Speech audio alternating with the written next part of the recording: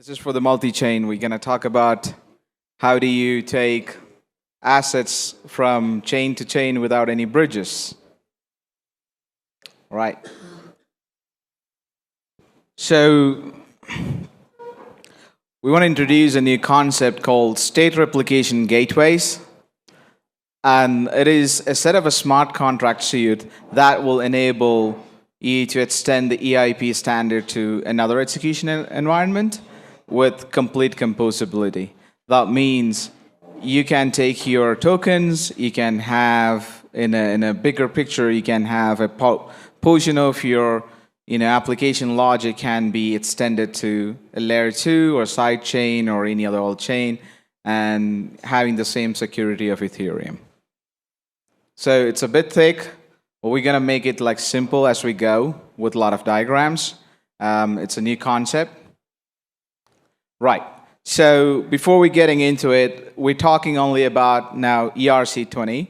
So it's an EIP. You know it as ERC20 is a token. We use it mostly for everything.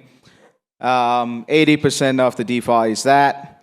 So think it like an ERC20, multi-chain ERC20 is a credit card for ERC20 that you can use it anywhere. So you can use it on a layer 2, you can use it on alt chain, you can use it on non-EVM. Currently we support EVM chains. That's what we're talking now. So in future we're going to extend this possibility for other chains too. So, right. So currently how are we going to take, if Alice want an USDC to take it to Polygon or Arbitrum or Optimism, or even, don't go to Solana now, but it can go down, but people still go, it's fine, or any other chains, they go through bridges. And you can see the bridges comes in all shapes. It's, all the names, all technologies, but essentially what they do is like they take your token, they hold it, escrow, and then they'll allow you to mint an IOU somewhere else. But these are two different tokens, right? So I'm not going into how the bridges are good or bad. We're using it, keep using it, and keep losing the money. So that's what happens, right? So this is a problem. We have all these hacks. It also comes in all shapes. And, everything just gets burned down, the bridges. There's another problem with the bridges, not only the hacks. If you look at the history of blockchain, you get all these assets from hacks has lost. That's about 51 billion. How much has been recovered? So let alone the bridges will allow you to take the asset from one chain to another chain. No one give you a recovery. Why do you want to spend or take your money and say that I don't know how to take it back? Even if there's a way, it will take ages. That's not what we signed up for, right? Blockchain is an immutable data structure that is available for anyone. We get all these promises, right?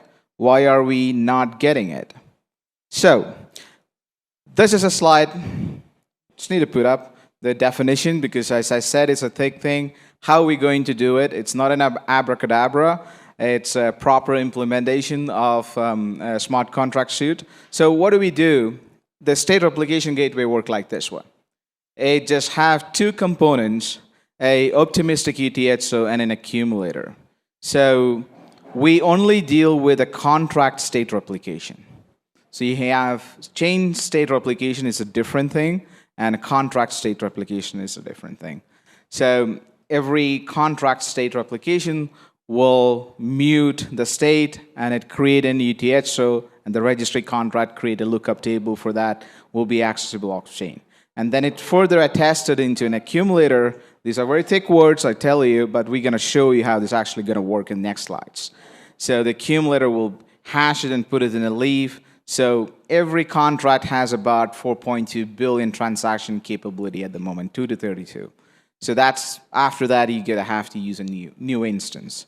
So generally speaking, what happens is like, I will take that wonderful world of journey with my colleague, Vincent. He will tell you all of that secrets. Right. All right, thanks, Matt.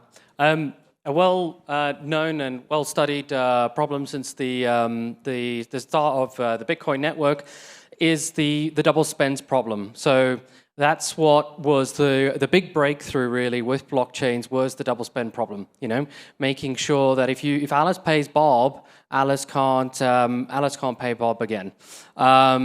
And that is now very well defined within the context of a single domain. So a single domain will ensure that either natively with a native token or an EIP such as ERC20 will ensure that there is no double spend possible with a token that a user owns. So the gateway is looking to preserve the double spend. Preserve double spending within a multi-chain context, which is not very straightforward, but it is achievable. So the gateway is the missing piece for an ERC20 or an ERC721 to upgrade its capabilities to have multi-chain portability and redeemability. So portability is the ability to move the value between different environments while still maintaining the security of Ethereum, because your assets are not leaving the Ethereum chain. But the redeemability is the ability to, if you have a gateway token on a destination domain, you can redeem it on the Ethereum chain. So we have the state replication gateway kernel. It's an Open Zeppelin style package that you can take off the shelf and deploy for your application token and add the multi-chain capability. So it makes your token bridgeable, but it's not a bridge itself. And included in that package is what we will go through. We have this multi-layered architecture that we're going to go through one by one. It involves operators, transportation layers, in order to achieve the multi-chain portability of your assets. So gateway operations is about as an application, you have a token, you want to deploy a gateway for your token. How do you manage the gateway operationally speaking? How do you configure it? What domains can users go to and from? And transportation layer, so that is the outer purple layer, that is how are you going to communicate between the two chains? What trade-offs, what assumptions do you want to take on? Do you want to run a server? Are you Coinbase? You want to run a server yourself, and you want to attest that the data is valid in between? Go ahead. You want to run a ZK? That's fine. The important thing is that the integrity of the data is maintained, because the gateway gives you, inside of a block, it gives you an attestation of a state transition. So what that means is,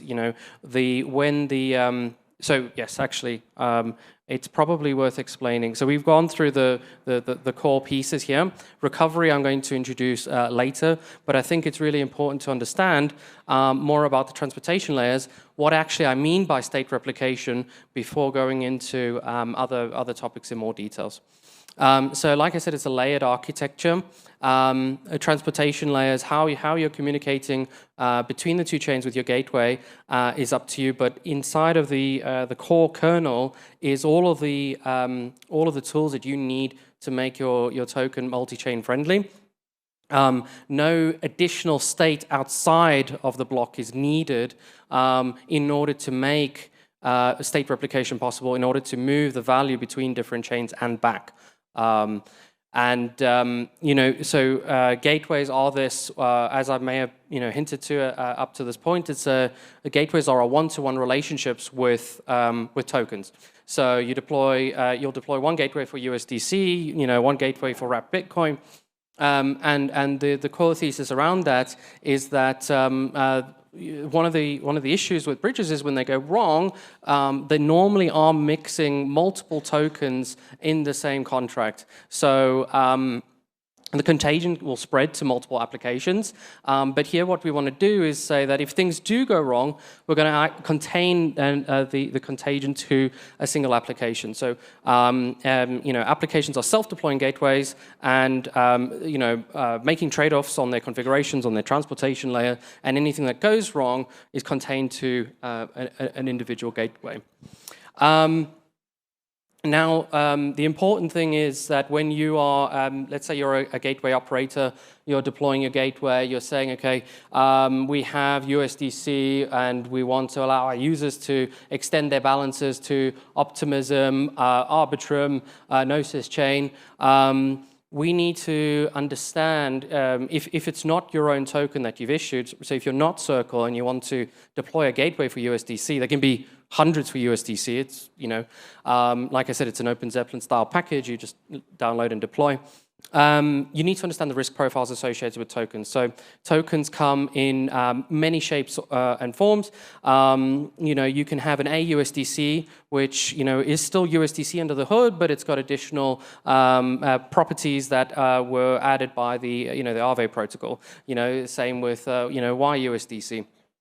And so, given that an ERC20 is more just an interface rather than necessarily an implementation, things can deviate here and there. You can have fee-bearing tokens, tokens with blacklists, and tokens that have different kinds of behaviors that you may not expect. So at a high level, the gateway has a core set of properties that the tokens must adhere to and invariants.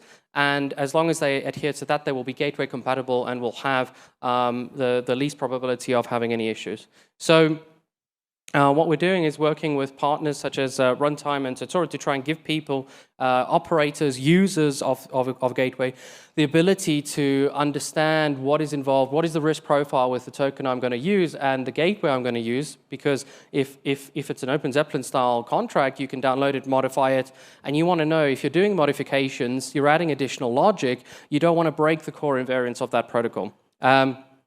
So you need to know, you need to have as much as possible tools for as many people as possible at any skill level to understand what they're interacting with. So we can't eliminate all the risk, but what we can give people is the tools and the ability to, to see what is going wrong, what are they potentially interacting with, so that the community can be better informed when they do interact with a gateway, what it is they're going to be interacting with, and that can be operator side, it can be user side.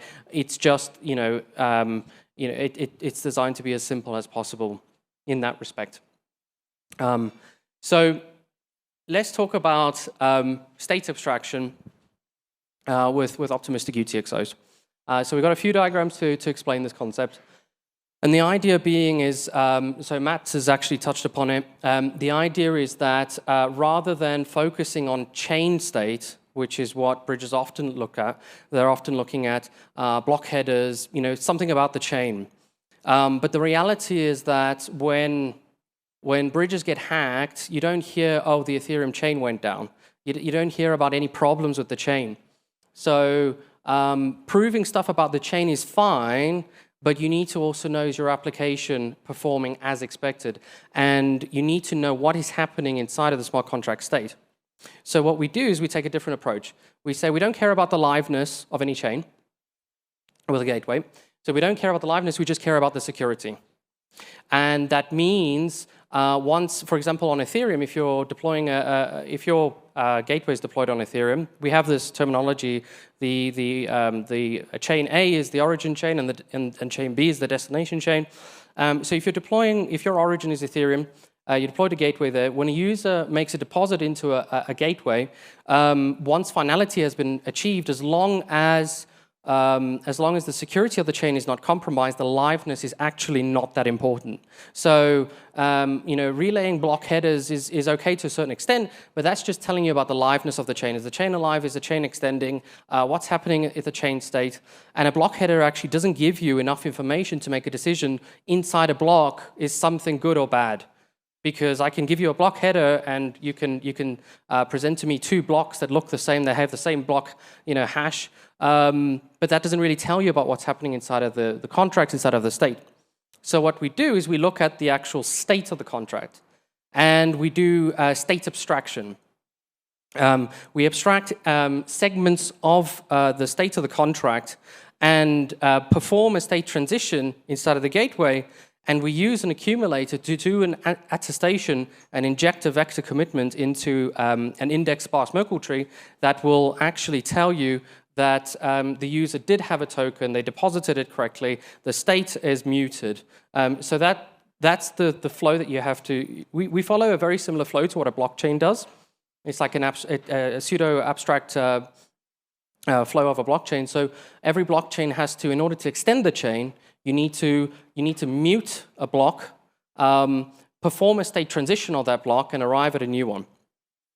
And that is what is happening here. So we isolate a smart contract state, we mute it, so that means not updating the state or freezing the state under certain conditions, and then we inject the state transition result into an accumulator.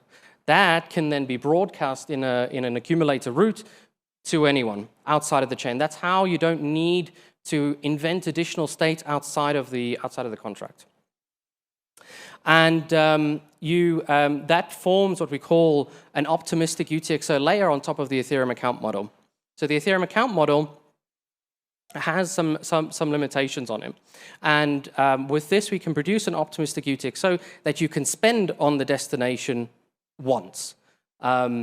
We use this optimistic UTXO scheme we apply formal methods and verification and modeling to try and we get soundness and correctness on this, but it essentially allows us to achieve a balance preservation, preserving the double spend and reducing any unwanted issues on that. But you also get some nice benefits, which we'll come on to in a bit. So this slide is sort of a visual representation of what's happening with a state extension. So you can see at the top you have the origin registry. So we're using registry-based contracts.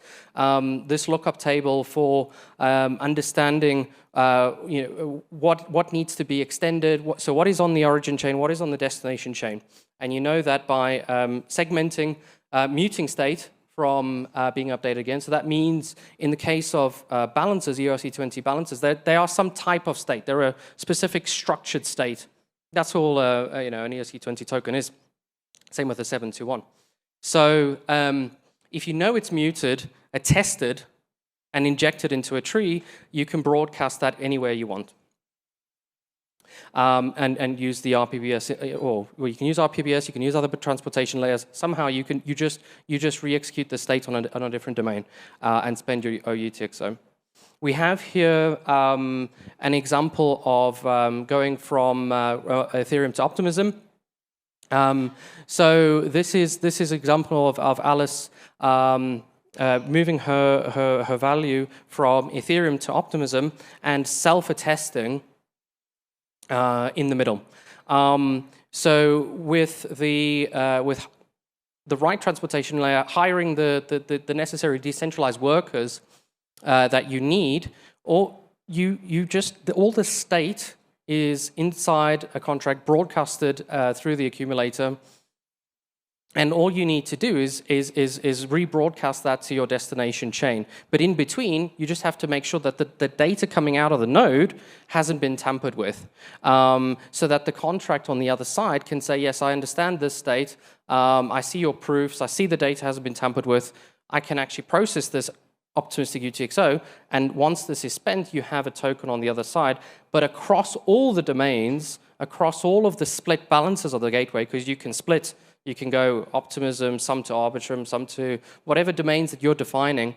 Across all of them, you can actually, you have a circulating supply preservation property that says the sum of all balance extended, sum of all balances not extended will total to the total supply.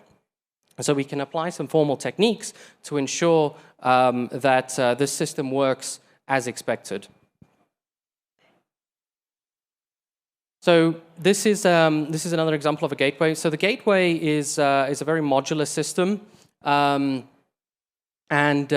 it's designed to. So I've mentioned ERC20, I've mentioned ERC721. Those are just example assets that the gateway will support. Fundamentally speaking, because we're dealing with state abstraction, you just have to write the correct modules for the gateway to process the state abstraction, and you can move any asset type that you want. You want to do ERC1155, you can do that. It's a very modular system.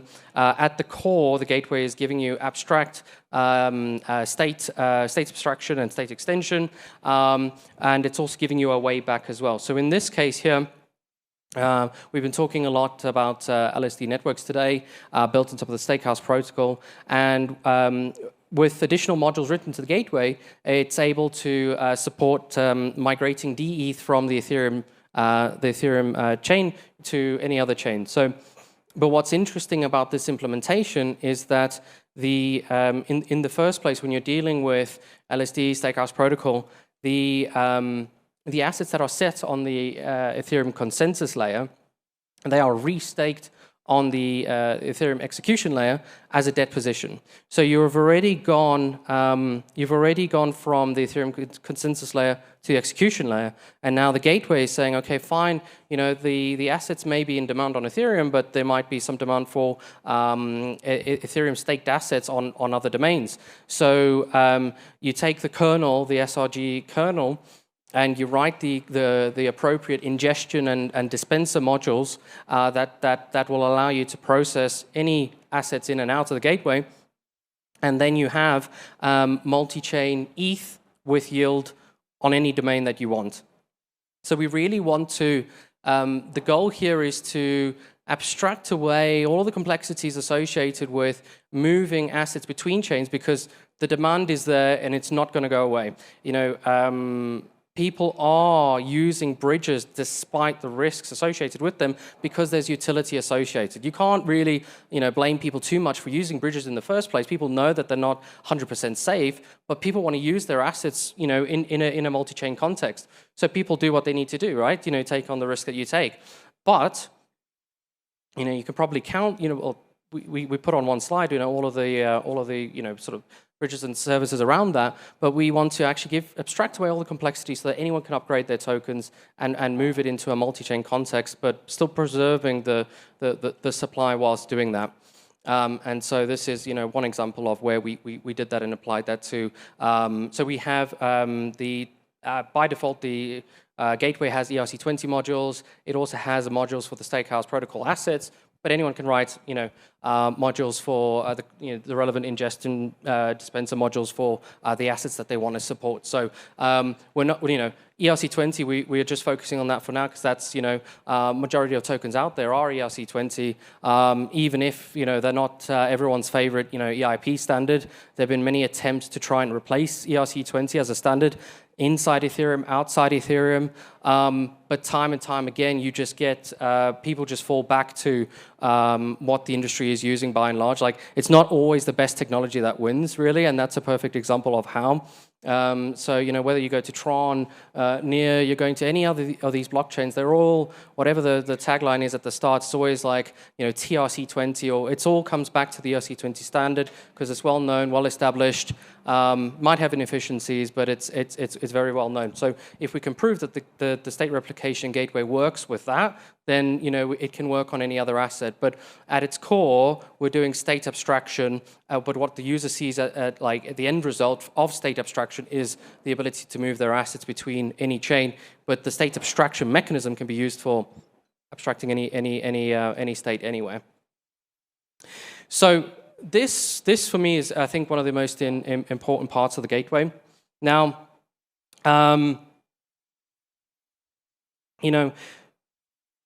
going to a destination chain is one thing, but how do you come back, and how do you manage when things go wrong? So software is written by humans. Humans make mistakes, despite best efforts to do auditing, formal processes, and so what if by default there is isolated fault tolerance built into the state replication gateway?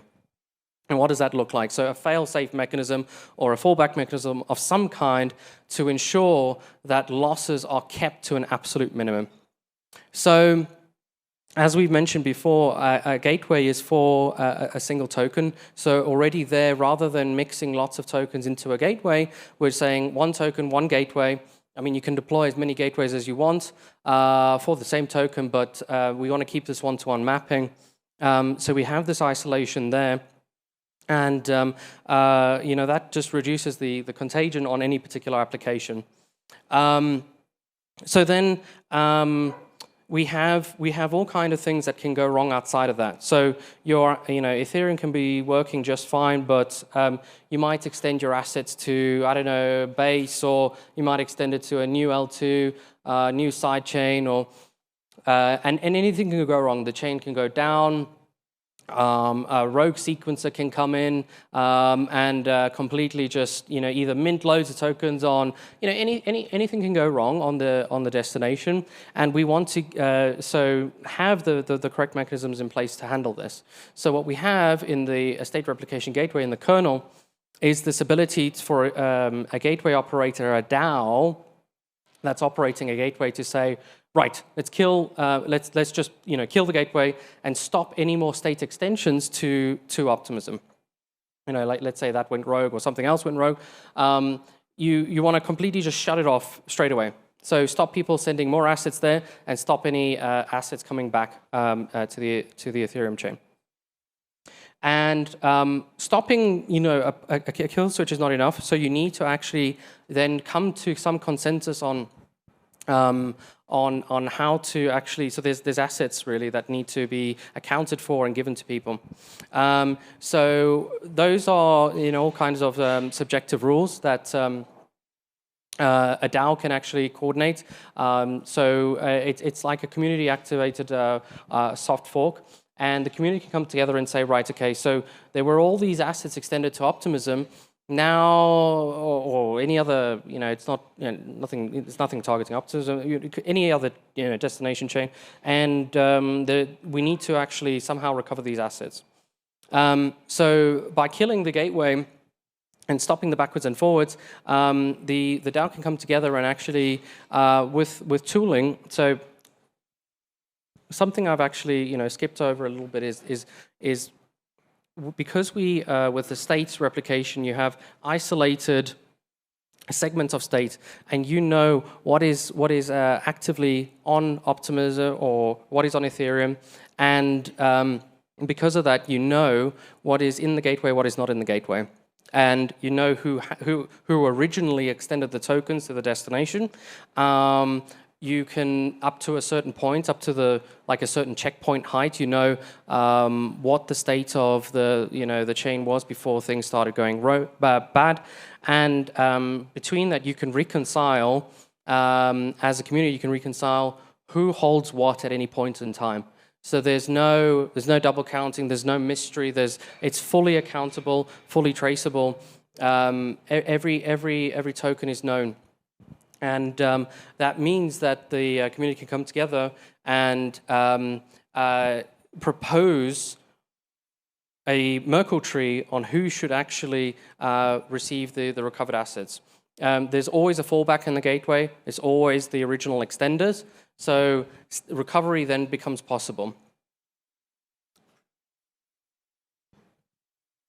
State unwind is not a recovery state. So this is the way back. When you go to a chain, as Matt said, so a bridge will custody your assets and then they'll mint something on the other side. But there's no real connection between the two events, right? So there's something in the middle watching and then says, okay, I'm going to authorize on that side. I'm going to authorize the minting of something. But that doesn't give you any traceability to the way back. It doesn't say Alice extended 50 tokens from A to B, and because of that, there's a maximum supply of 50 tokens on the destination, and then Alice then basically, that token, because it's got redeemability with the gateway, can actually say, right, there's 50 tokens on Ethereum that can come back. So you burn your tokens on the destination in order to actually return back to the origin chain and redeem the tokens that are in the gateway. And you can only do this with registries with clear state segregation, knowing what's gone out in order to know what can come back, all whilst preserving the supply of the token. Asset recovery we've covered. And this is just sort of a visual representation of that, of the community-activated fork, coming together and producing a version of events. All these subjective things are sort of outside of the gateway, left to governance, because it wouldn't be possible to encode these at a smart contract level. But what it does is it gives users a route back when things do go wrong. And so what I'd like to do is to talk about, bring Matt on to talk about liquidity provisioning and expand upon this interesting subject. That's a lot to digest. Can't complain. All right. So, but essentially, there's many things goes on when you transact on a blockchain. That's why you get this kind of Etherscan. It's not simple as you send a token and someone says that everything good, I'm gonna give you tokens there. That's super simple. But if you want to encode everything on a smart contracts, but that's how it is, the skeleton of things are happening, right? But that's not necessarily a user will have to deal with. We are talking about the technology here, so stick with us. Right. So multi-chain composable liquidity provisioning, what the heck is that? Let me put this in, if possible, in a simple way. You have USDC, USDT, ETH, any other tokens, and you will be using one of the DeFi protocols. It could be used in Aave or Compound for getting some interest in return, or you'll be using for DEXs like Uniswap or Curve, Threepool, Convex, all kind of stuff. And then you have like tokens in your wallet.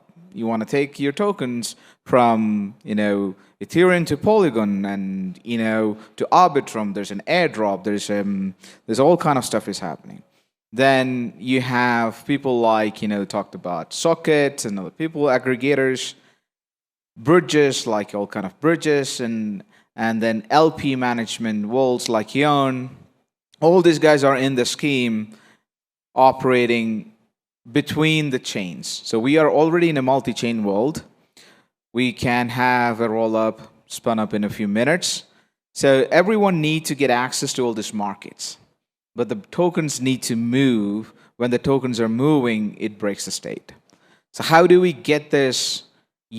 Alice have some token and deposit it in Aave, and Alice goes to Polygon, but that's a different chain. That's not the same Aave. That's not same token.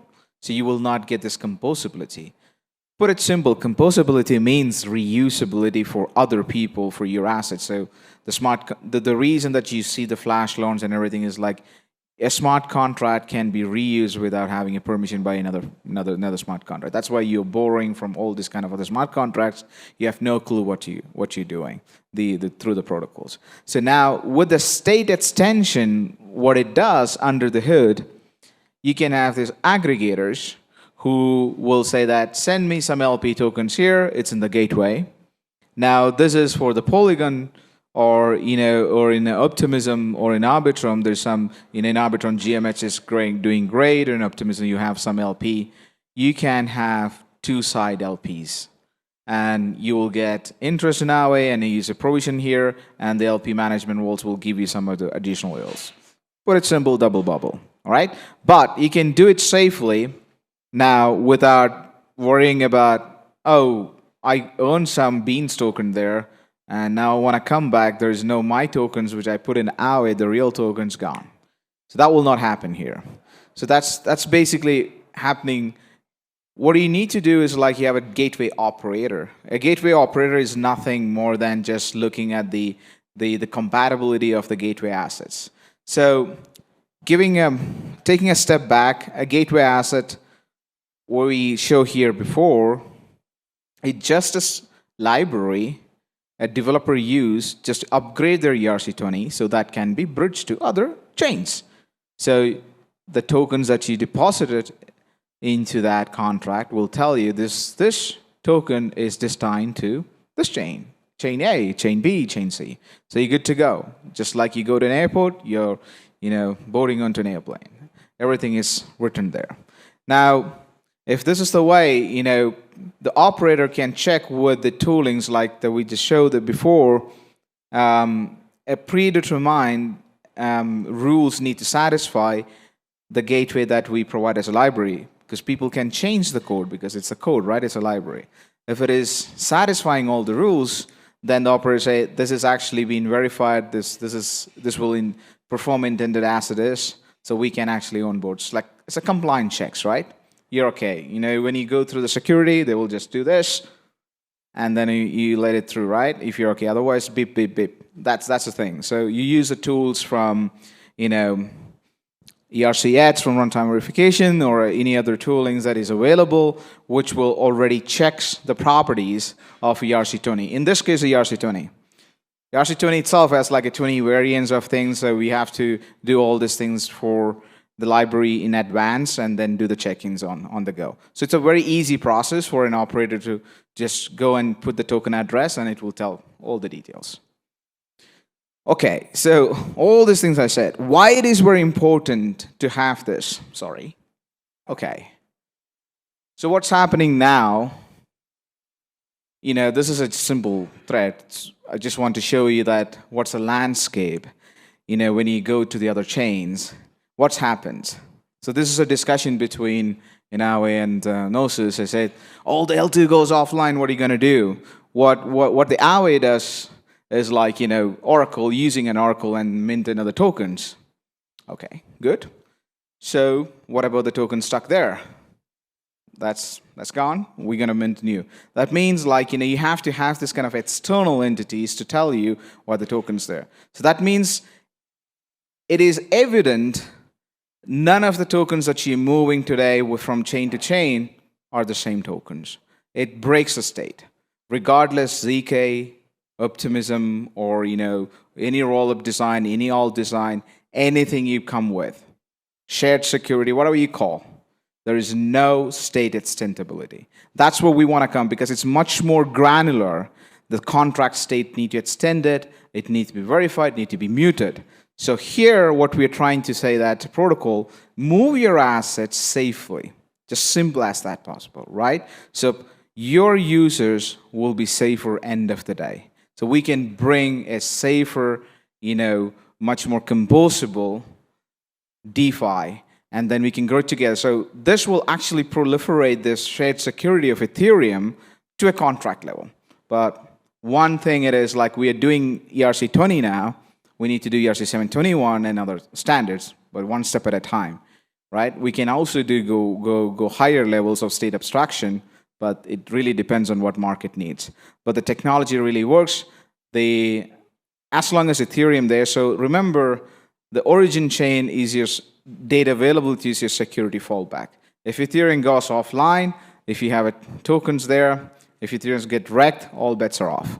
And that's why we say that we will always work for the EVM and Ethereum adoption, because that's the best fallback that you have. And always remember, none of this use any kind of Oracle whatsoever. You don't need anything. It's just library, just like, you know, EIP712 and all this kind of stuff. So, all right. We've been talking about this for a while. Wen Mainnet means when it is available for other people to use it. That's what the mainnet is all about, right? Where we are. It is a very grinding process, because this is a first concept, as we said. So we have completed 3 audits.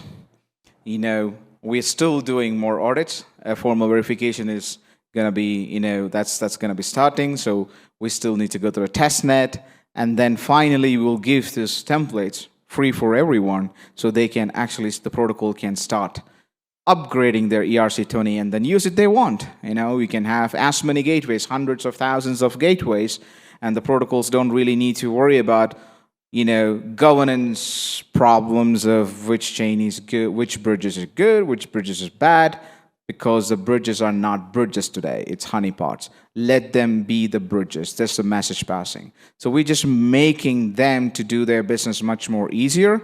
This is not a bridge. You can build any kind of bridge. You can build any kind of aggregators. You can have DEXs with multi-chain liquidity. You can have lending protocols to have multi-chain liquidity.